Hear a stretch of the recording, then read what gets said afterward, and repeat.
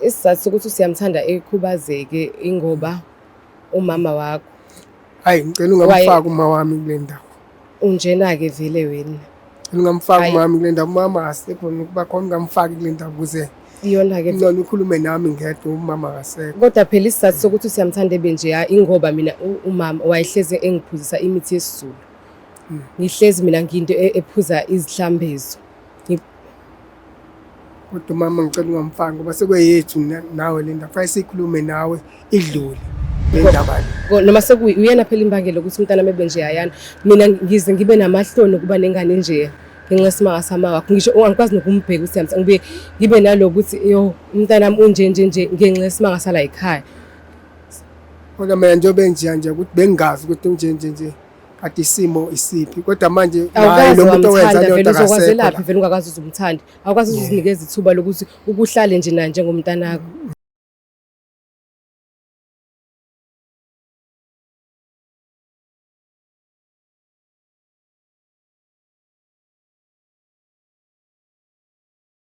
Mbukelo weBlack Life TV, ngicela ukubingelela ngiphinde ngamukela ohlelweni lakho olithanda kakhulu lapho sithi khona bodla ebese uthola usizo. Igama lami mina ngu-Olwethu ngwacela and ngithanda ukuthi kwinyanga abantu besifazane ngithi Happy Women's Month. Ngiyanithanda kakhulu. Njengamanje ke soqala siswami njani? Ngiyaphila sesunjani? Ngiyaphila bakithi. Ngisicela sezise igama lakho nesibongo nokuthi ukhulelephi.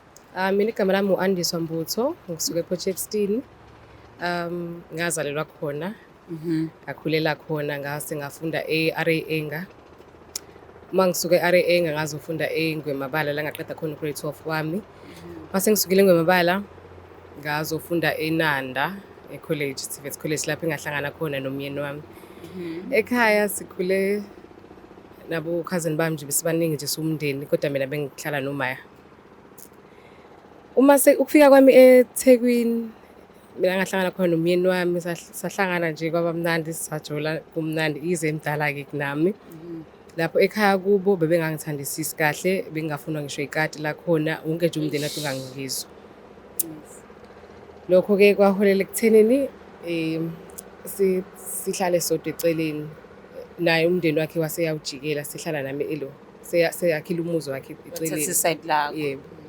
Lokho ke kwaba kubi kakhulu ngoba uma wakhe kwangathi ngimphuca ingane yabo.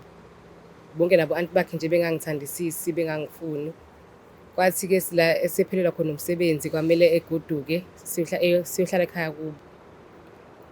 Mase sihlala kubo ke kwangabi nje kuhle ngoba bavele phela abangithandisisa ngisho. Ngase ngiyakhulelwa ke ngebhadi ke ingane yaphuma. Ngaphinde ke ngakhulelwa mase ngikhulelwe umama wakhe nabo ukuhlangana nomakhelwane babe ngithatha bangisa komunye ubaba bethi mele ngiphuze izihlambezo zonke nje imithi yesiZulu nje ngibe busy nayo imithi yesiZulu. Ngangiyinqaba ke ngoba mina ngangifuna ukusebenzisa le yase clinic ngangisebenzisa clinic ngithi nje Gqokozi clinic. Bona ke umama elokane engiphuzisa imithi yesiZulu lokho kwaholela ekuthenini ngize ngibekelethe ingane ekhubazekile. Ingane uma ikhubazeka nje bonke bebegxeka mina bethi isenzo sami ngenxa yami kanjani. Okay, sisoma ngabuza nje mhlambe umuthi babe kuphoqa ukuthi usebenzise imbiza wena ihlambezo wena ufuna ukuthatha uhambo lokuya dokotela okusho ukuthi bebekunqabela ukuthi uxokuze. Bebenginqabela. Bethi sebenzisa ihlambezo kuphela into zesiZulu. Uthembezo kuphela. Okay. Kwabese ke mase ngibelethile ke ingane yayihlaza ingane ngiyibeletha esibhedlela yaphuma nje ihlaza. Odokotela basho ke ukuthi kunento ebekade ngizidla bengafanele ngabe ngiyazidla. Ngabe ngifihla ke mina ngisho ukuthi hayi ayikho into ebekade ngizidla akho lutho ade ngizidla. Kodwa ngaphakathi ngiyazi ukuthi izona lezi hlambezo lezi ade bengiphuzisa zona. Esibhedlela ngahlala mhlambe izinyanga ezu4 or 5 bengezi nokuzongibheka emveni ukuthi ngibatshela ukuthi ingane ikanjani bengezi nokuzongibheka umndeni. Baba ingane beza kodwa Wafika kawodwa naye waseyashaqeka ethukusa ukuthi hawu ingane enjani nje. Ikhubazeke endlela mhlawumbe siswama ngathi uchazela umuntu ongakaze ayibone ingane. Inenkinga ikhanda. Ngathini ikhanda kangathi angilazi ukuthi ngachaza kanjani kodwa nje lalithambile ikhanda ngisho uyiphethe nje nayo ingane uyabona ukuthi hhayi kangithi mhlambe nje ngeke ize iphile nanokuphila mina kodwa-ke yaqhubeka yaphila ingane ngomusa kaNkulunkulu. Lalithambile lakhula ngokweqile noma linormal uma ulibuka? Lalikhulu ikhanda kodwa umzimba uyabona ukuthi cha umzimba hhayi awuyindawo. Odokotela bathini abavezanga mhlawumbe ukugcwala kwamanzi ekhanda noma into ey'kanjalo? Cha akuphumanga nje into ezikanjalo. Okay sisi wami no ngiyakuzwa. So ubhalele ehlelweni ngesifiso sokuthi kwenzeke kanjani mhlawumbe ngicela ukuzwa ngawe. Ngifuna ukuzogonyuluka kubaba ngimtshene ukuthi ingane inje ingenxa isimanga sama wakhe futhi mina sengikhathele ngendlela abangiphethe ngayo ekhaya kubo. Nje behlezi begxeka mina ukuthi ingane nje inje yimina yonke into baloko bathi nje yimina yimina. Bathi wenzeni wena? Bagxeka mina ngokukhubazeka kwengane bathi isinya sami esibolile imina ongakwazanga ukuphuza izihlambezo ngokwanele ngendlela efanele ngabe ngiyaziphuza ngazo. Angiziphuzanga ihlambezo ngesikhathi nje kuningi abakushoyo kumina. Abo sisi wami kuyangihlukumeza mina ukubona ingane yami nje yayana ngibe ngiyazi imbangela ukuthi ibona. Ngibe ngiyazi imbangela ukuthi izona zonke le mithi ngangiyiphuza. Manje inkinga anginayo umuntu engakhuluma naye nomyeni wami naye akanginakile kakhulu. Ngoba ngithi ngiyazama ukukhuluma naye hayi ungibhekisa le ngishonisele. Lonto le iyangilimaza kakhulu ngoba ngingena ngiphuma esibhedlela ngingedwa amukho umuntu ongisizayo amukho umuntu engikhalela kuyena. Manje ngifuna nje ukuzogonyuluka kuyena ngimtshene ukuthi hayi sengikhathele manje. Ngibe ngiyazi imbangela yokuthi ingane yami idliwe yini. Uyini indaba inje yayana. Okay umamezala usaphila kodwa yena? Hayi cha umamezala akasekho emhlabeni. Wadlula nje ngangisanda kuphuma esibhedlela mhlawumbe umntana mayesana 6-7 months lapho abe seyadlula emhlabeni. Okay sisi wami alright usingamthola ubhuti ne ahlale phansi khona la umyeni wakho ukhulume naye ubhodle kuyena ufisani mhlawumbe kuyena yini lokucathi uma ungayithola kuyena mhlawumbe ungaxola mhlawumbe uma engaxolisa ungathobeka amanxeba ukholwa ukuthi mhlawumbe ungaba ngcono noma ufisa naye akhombisa ukuyithanda ingane yakhe? Yebo ngifisa nje akhombisa ukuyithanda ngoba ngisho ibheka nje ngiyabona ukuthi hayi akayibheki nje ngothando ukuthi nje umntana wakhe lona mhlawumbe ngathi unokungabaza ukuthi ingane yakhe le akayifuni into engayisho nje ukuthi cha akayifuni le ngane. Okay siswami no mhlasimba ke sizama ukwenza kanjalo ke simthole ubaba ohlali naye la phansi ngoba nje kuzivezelile ukuthi awukaze wathola ithuba lokuthi ubhodle inhlobo phambilini ngikholwa ukuthi kuzoba sengathuthule kumthwalo mhlawumbe uma ungathola ithuba lokukhuluma naye uze ukuyiphendulela wakho uthini ngoba nje ubusho ukuthi akakunaki thina sokwenza isiqiniseko sokuthi uyakunaka njengamanje akulalela ukuthi uthini. Mbukele ekhaya ngizocela ukuthi siye ngaseyitolo uma sisibuya sobuye sekhona ubhuti hlala phansi kungayindawo nje kuzobe isikhathi esincane siseqhwe itolo bese sibuya naye ubhuti akhulume naye Nkosi yami wakwakhe. Siyabonga mbukeli wayo iBlack Life TV nawe mthandi weBlack Life TV lapha ekhaya ngiyafisa ukuthi nginazise ukuthi abaphathi bezimpande zama-Afrika bakhiphe usuku lwangomhla ka-16 August lapho khona kuyobekiwa khona emanzini abantu befakwa emanzini mahhala mekuthi uyazibona usuhlushwa imoya izinto zakho azikulungeli mhlambe kwenzeka kwaphuphunyelwa isisu kodwa awukazi uzuthola ithuba lokuthi ugeze woza nawe uvumelekile futhi wamukelekile kakhulu kuyobe kuhlangana ke e-workshop Shell Garage eduze kwaMashu Rank ngo-6 AM shuthi sekuseni lapho. So okwakho nje wena ukuphatha u200 we-transport amaqanda awu6 ubisi 1 liter ibomvu bese kuba umqako. So phumani ngobuningi benu nonke namukelekile ngisho ukuthi usuka kuphi wamukelekile ukuthi nawe uze uzongena emanzini awukhokhi imali. So i-information eningi uzoyithola ku-062 219 7748. Kanti ke futhi zikhona nezinsebenzo mekuthi wena ufuna insebenzo yecala kahle insebenzo ezikhona ngithi ngibalela. Insebenzo yecala insebenzo inhlanga zenhlanhla noma is a gambling mekuthi wena umuntu ogembulayo mase kuba insebenzo ye-abortion or i-miscarriage mase kuba insebenzo yokubethela. Yes, zonke lezo iy'nsebenzo lezo ziyabhukhelwa-ke zonke zo-4 ngosuku okuyobe kuyiwa ngalo emanzini. Ukungena emanzini ungena mahhala, kodwa lezi iy'nsebenzo lezi ziyakhokhelwa. Okwakho ukuthi ubhukhe ku-062 219 7748. Mbule Black Life TV, ngicela uphinde ngikwamukele ehlelweni lakho olithanda kakhulu lapho sisikhona Bhodla bese uthola usizo. So njengamanje sesinaye kubaba le studio. Baba ninjani? Yaphila sisinjani? Ngiyaphila nami. Bengisacela ubaba azazise igama lakhe nesibongo. Mhlasimpe bese eyasazisa nje ukuthi ngabe yazini le manzi ihleli lapha phambi kwami. Igama lami nguBonkosi Mzolo. Umama ngiyamazi, umama wasekhaya. Okay. Nangu ubaba esethi nje wena umama wasekhaya. Kulungile-ke mama wasekhaya. Bengisacela ukuthi ubhodle kubaba nangu phambi kwakho. Solo niyaphila?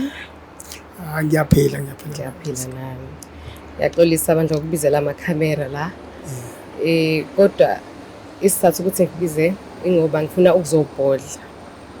Kunesimo esingangiphethe kahle. Into ehlezi ngiphula umoya njalo. Indaba yasiyamthanda. Usiyamthanda njengoba ekulesa simo ekusona sokukhubazeka baba. Into sengiyiqaphele ukuthi awumthandi sisi noma ngithi awumthathi sisi njengengane yakho. Isizathu sokuthi usiyamthanda ekhubazeke ingoba umama wakho. Hayi ngicela ungamfaki uma wami kule ndawo. Unjena-ke vele wena. Ungamfaki uma wami kule ndawo, umama akasekho ukuba khona ungamfaki kule ndawo ukuze iyona-ke nona ukhulume nami ngedwa, umama akasekho. Kodwa phela isizathu sokuthi usiyamthanda benje ingoba mina umama wayehlezi engiphuzisa imithi yesiZulu. Ngihlezi mina ngiyinto ephuza izihlambezo. Kodwa umama ngicela ungamfaki ngoba sekweyethu nawe le ndawo, kufanele sikhulume nawe idlule. Umama singambali ngoba umama okwethu ukuhlangana, umama singambali lapho le ndaba le. Noma sekuyena phela imbangela ukuthi umntana mebenje yayana. Mina ngize ngibe namahloni ukuba nengane nje ngenxa yesimanga sama wakho. Ngisho angikwazi nokumbheka usiyamthanda, ngibe ngibe nalokuthi yo umntana wami unje ngenxa yesimanga sala ekhaya. Kodwa mina njengoba nje ukuthi bengazi ukuthi nje kade isimo isiphi, kodwa manje naye lo muntu owenza leyo nto akasekho. Vele ungakazi uzumthanda, awukwazi uzinikeza ithuba lokuthi ukuhlale nje naye njengomntana wakho. Isizathu nami esingenza ngize ngingabi khona eduze kunami noma ngimbuka kunaleyo enga. Ngeke kuze kungafika ngisho wena wawumyekela uma wakho mengiphuzisa imithi. Njalo ekuseni ngabo 5 mina kangivuka ngiphuzane nemithi yesiZulu angani. Kodwa umama ngathi ngamfaki ukuthi phela ukhulumele mina njengomama wengane zakho. Angazi ungikhulumela ngithi. Kodwa umama ukuthi phela omama abadala babantu abadala nezinto abazaziyo.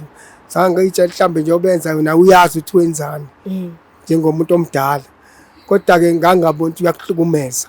Angithambe khona la sisiza khona. Awungaboni nje inhlobo ukuthi ngiyahlukumezeka la. Angangaboni kodwa vele ukuthi makho akangithandi. Wayevele engangithanda ezeyoshona nje, wayevele engangifuni. Kodwa leso simo. Kodwa leso baba. Okay. Sesimba ngiqale kuneze ithuba lokuthi uphendule lento obufuna ukuyiphendula kusisi. Ukuthi ngokwami ngangibona singathi umama uyasisiza thina nje abantu safele isilangazelele ukuthi naye ilangazelele kuba nomuntu omzukulu. Hayi wayengalangazeleli, wayevele nje engangifuni. Ngeke ezonde mina bese ezothanda umntana wami, wayengeke. Okay, ngicela ukubuza baba. Kwakuthini kuwena umama eshaya phansi ngonyawo uma wakho okuzalayo? Eshaya phansi ngonyawo ethi umkakha kangayi eclinic ukuyoxukuza ukuthi a-check umntwana ukuthi ukhula kahle yini. Ukuthi omama kakhulukazi abantu abadala nezimo abazaziyo bakwazi ukwenza ngaso izinto. Ngangitshela mhlambe khona indlela amise kumsiza ngayo. Awuboni yini baba ukuthi kwakumele ube novalo ngoba phela usisi usivezelile ukuthi bese kumntwana wesibili lo kahle kahle. Oqala wazalwe seshonile noma washona. Ungani ungabanga novalo lokuthi ngenzeka into efanayo nakulo mntwana lo? Uzama ukuthi umlwele umama ukuthi aye eclinic eyodokotela bayobheka ukuthi umntwana ukhula kahle yini. Kungani? Kona lapho ngingasho ngithi ngaba nephutha nokuthi kona ngisho ukuthi nami kumthanda kwami umama ngangayitshela ukuthi khona lento ayenzayo izoba yimbi ngale ndlela esiyiyona namhlanje. kona ngiyaxolisa ungamseki nokungabi naye isikhathi ngoba phela nami bangitshela ukuthi ukwenza kwezinto kuzohamba kahle njengomama naye umdingayo umuntu omzukulu angathi kanti ukwenza kwakhe kanti kuzokwenza ukuthi izinto zize zibe kanje ngalendlela seziyona. Okay baba, mukhulu umonakalo owenzakalile ngoba angazi baba mina kukanjani uzizwa kanjani ngalomntwana ngoba kuvela ukuthi naphambilini umama esesibhedlela esahleli umntwana esanakekela udokotela waya kanye kuyobona umntanakho. Wona ngizizwa kabuhlungu nokuthi ke isikhathi nami bengenaso ngenxa yemisebenzi umuntu mayusebenza kodwa bengithanda nami kumseka ngendlela yonke kodwa angikwazanga nami ukwenzeka kodwa ke ngiyafisa nami ukuthi nyamanje so asesimo sesenzekile sesinje ukuthi khona esingakwenza ukuthi sikwazi ukuthi simseke umntwana. Baba ngaphambi kokuthi sifike lapho ngicela zama ukulungisa umonakalo okhona manje ngoba kuzoba sengathi siyayijomba indaba siyayigoqa asimlaleli namanje uma sithi siyafisa ukwenza into yaphambili. Sizama ukuthola ukuthi kwenzeka kanjani baba ukuthi okay sharp ubhizi nomsebenzi nani ubuyile ekhaya nomntwana bonke abantu bayabona ukuthi nje bathi sibele sesakhe sibolile bathi inkinga esisinyeni sakhe bathi uyimbangela yokuthi umntwana agule nalapha kufike nje kuwena ukuthi seka umngakho vikela umngakho mulwele emndenini mkhulumele kuthini konke lapho kuwo. Kumina kubuhlungu la kumakunje ngoba sesikholele ukuthi into zesizulu njengehlambezo kuyizinto ezikwazi ukuthi umuntu zimsize akwazi ukuthi ezinye izinto engakwazi ukwenzeka into ezimpi kuye naseyinganeni zivikela ingane kodwa mase kunje ngalendlela sekuyisona ekuyisimo sesisona la kumina kubuhlungu noma ngiyibuka naye kubuhlungu ngoba uyabo ingane yakho mayibuka nawe ikulesimo ekusona akumnandi ngiyafisa nami ukuthi nje ngenze ngandlela yonke ukuthi isimo singabi ngalendlela esiyona. Okay ncese baba ngaloko ukuthi nawe uzobuhlungu ukuthi nomntana nje kodwa umbuzo wami awuphendulanga. Umbuzo wami uthi baba ukephi mabemthuka bethi inkinga isesinyeni sakhe bemthuka bethi uyena odala ingane ibe nje ukephi wena njengomyeni wakhe uzizwa kanjani? Wawuzizwa kanjani ngaleso sikhathi kwakuthini kuwe? Kona nami ngizizwa ngangayitshela uyamhlukumeza yena ngoba nje noma emvusa awungazitshela uyamhlukumeza noma ngihleze ekhaya lezi zinto amvusa zona ngitshela uyamsiza mina ukuthi akwazi ukuthi konke kwenzeke kubambeke abambe kahle ngendlela eyiyona angazi kanti uzomhlukumeza ngalendlela kodwa ke kuthi khona lokuthi phela uyitshela abazali bakho benza izinto erathi kanti benza into wrong.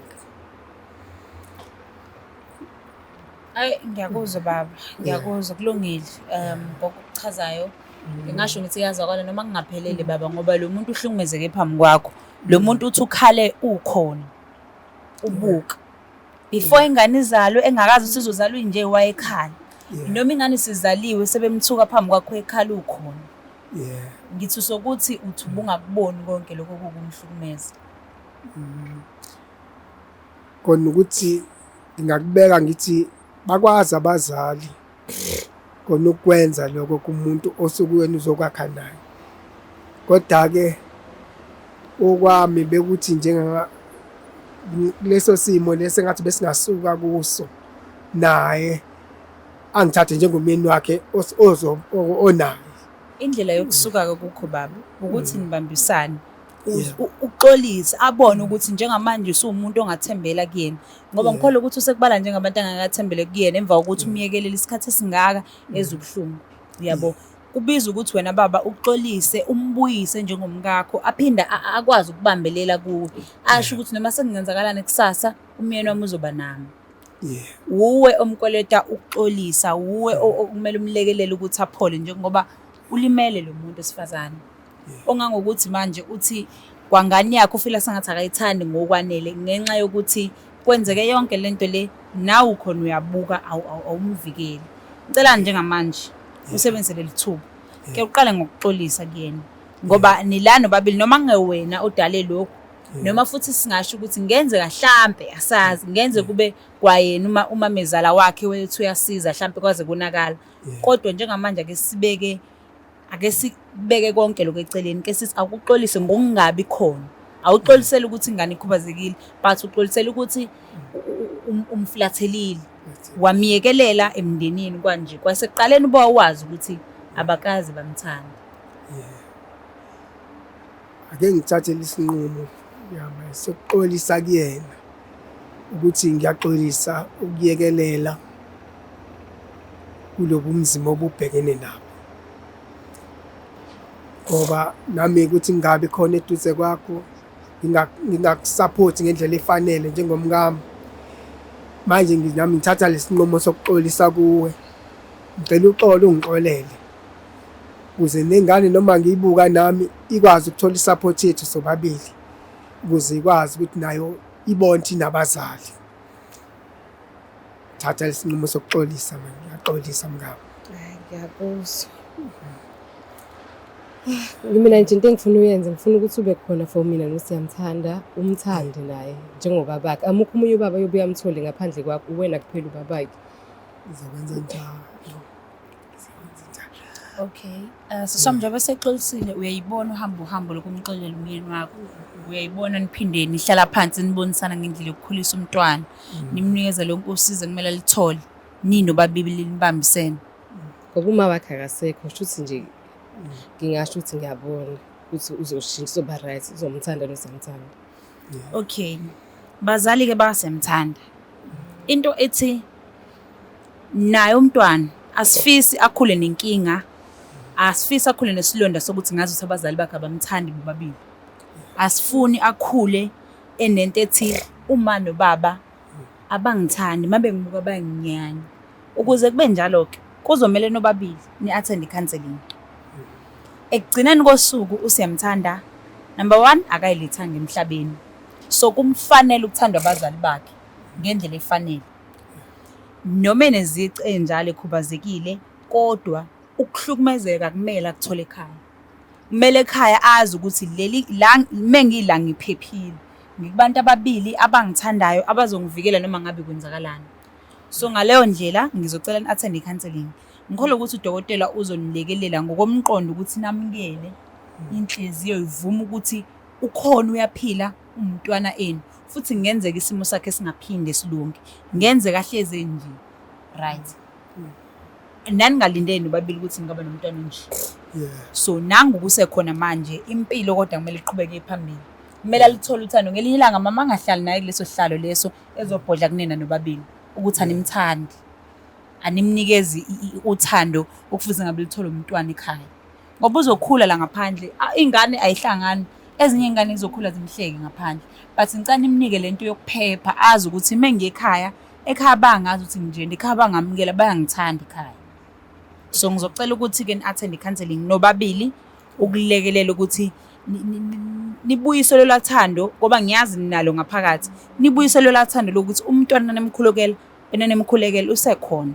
Unje unalezimo mikhona indlela elingazama ngayo ukuthi abe right nizame kodwa nikubeke emakhanda ukuthi imingaphumeleli usazoba umntanethu sizomthanda. Ngiyabonga kakhulu siswami ukuthi uthathe igxathu lokuthi uze la uzocela ukuthi ubhodle ngoba manje sesikwazile ukuthola nokuthi kahle inkinga ninenkinga efanayo yokuthi umntwana ninalento yokuthi menimbuka inhliziyo ihluthuke. Yabona. So njengamanje ke sizo-attend i-counseling siyavumelana ukuthi nizo-attend. Yeah. Ngiyabonga kakhulu bazali basemthanda uSiyamthanda umntwana naye usengakhula abe nekusasa elihle naye ayenza izinto ezinkulu emhlabeni. Ngiyabonga kakhulu siswami. Emva kokuthi ke uhlale phansi lapha ehlalweni ubhodle uzizwa unjani? Kukhona osafisa ukuthi sikulekelele ngakho njenge Black Life kukhona okunye mhlambe noma sikwanelisile yini ngikwanelisile yini ngento ubukade uyicela? Cha ngoba ngikwazile nje ukuthi ngizomtshela into engidlayo ngaphakathi ngi-right. Wanele. Yebo wanele. Siyabonga kakhulu. Ubukele ekhaya sesihambile ke nohlelo sesifika la. Siyabonga kakhulu ukuthi uhlale nathi kuze kube lesikhathi. Cela ulike, ucommente, usubscribe. Khumbula ukuthi comment yakhe ibaleka udlula konke ngoba Ingayiseluleko esibheke kimi noma abantu engihleli nabo la ungabalekelela ukuthi bathole isisombululo kwinto ababhekene nayo. Cela siphinde sihlangane ngokuzayo lapho sithi khona bodla ebese uthola usizo. Siyabonga.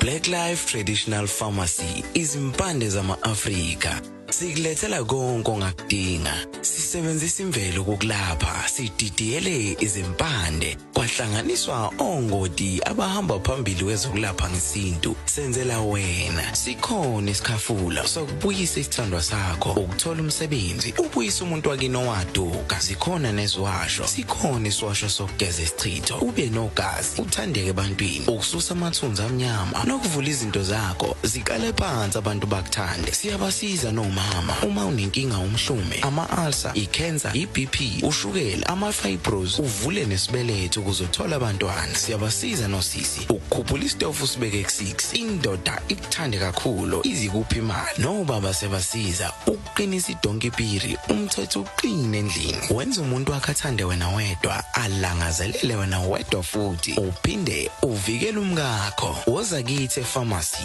e-Black Life Traditional Pharmacy.